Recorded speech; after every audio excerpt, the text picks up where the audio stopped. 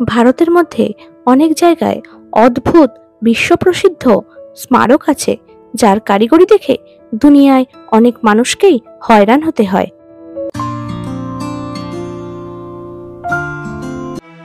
আজ আমরা সেই রকমই এক অদ্ভুত কারিগরিতে ভরা এক স্মারকের কথা বলতে চলেছি। জায়গাটি হলো রাজস্থানের রাজধানী জয়পুরের যন্তর মন্তর, যাকে প্রাচীন সময়ে জ্যোতিষবিদশালা বলা হতো। এখানে প্রায় ৩০০ বছরের পুরনো এমন কিছু যন্ত্র দেখতে পাবেন যা দেখে আপনারা অবাক হয়ে যাবেন। তৎকালীন সময়ে ঘড়ি তো ছিল না, কিন্তু তখনকার যন্ত্রপাতি ঘড়ির থেকে কমও কিছু ছিল না। এখানকার মহারাজা জয় সিং, যিনি জয়পুর শহর বসিয়েছিলেন, উনি এই যন্ত্রপাতিগুলি বানিয়েছিলেন এবং এমন যন্ত্রপাতি লাগিয়েছিলেন যার থেকে আপনারা যে কোনো কারোর রাশি জানতে পারবেন। শুধু তাই নয়, এখানে এমন যন্ত্রও আছে যেখানে আপনি জন্মকুণ্ডলীও বানাতে পারেন। যন্তর কথার অর্থ হলো যন্ত্র এবং মন্তর কথার অর্থ হলো ক্যালকুলেশন, অর্থাৎ যন্ত্রের ক্যালকুলেশন। তার থেকে এই জায়গার নামকরণ করা হয়েছে যন্তর মন্তর। জয়পুরের রাজা দ্বিতীয় জয় সিং ১৭২৮ থেকে ১৭৩৪-এর মধ্যে এটি সম্পূর্ণ করেছিলেন। ভারতে তিনি মোট ৫টি যন্তর মন্তর তৈরি করিয়েছিলেন। মহারাজা জয় সিং একজন ভালো অ্যাস্ট্রোলজার, অ্যাস্ট্রোনমার আর খুব ভালো টাউন প্ল্যানার ছিলেন।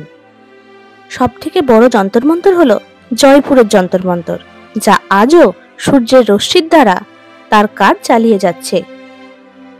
এছাড়াও দিল্লি, মথুরা, উজ্জয়িনী এবং বারাণসীতে যন্তর মন্তর বানানো হয়েছে, কিন্তু এই সব জায়গায় যার যার কমি ছিল সেই সব কিছু পূরণ করা হয়েছে জয়পুরের যন্তর মন্তরে।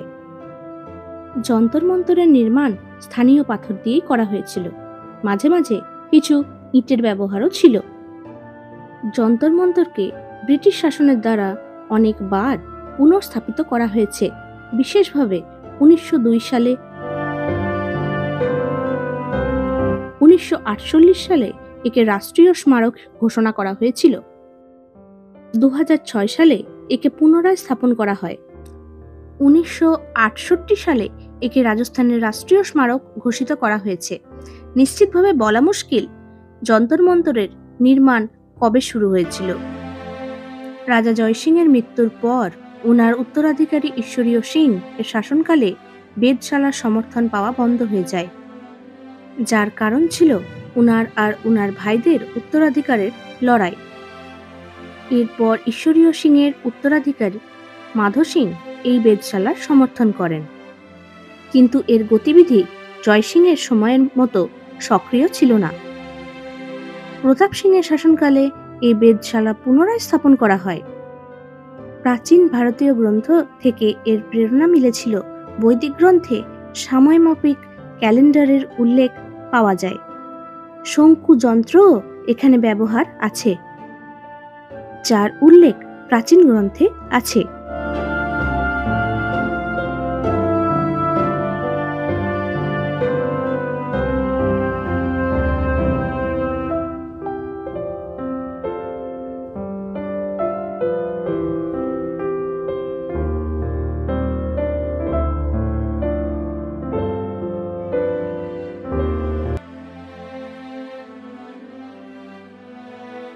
জয়পুরের যন্তর মন্তরে মোট ১৯টি যন্ত্র আছে। বৃহৎ সম্রাট যন্ত্র, অর্থাৎ যার অর্থ হল যন্ত্রের মহারাজা, এই যন্ত্রটি ২৭ মিটার অর্থাৎ ৮৮ ফিট উঁচু, যাকে দুনিয়ার মধ্যে সূর্য ঘড়ির মধ্যে ১ নম্বর ঘড়ি বলা হয়। এর ছায়া ১ মিলিমিটার প্রতি সেকেন্ডের গতিতে দেখা দেয়। এই যন্ত্রের মাথার উপর ছোট ছাতার মতো, যা ব্যবহৃত হয় গ্রহণ ও বর্ষার আগমনের বার্তাবাহক হিসেবে।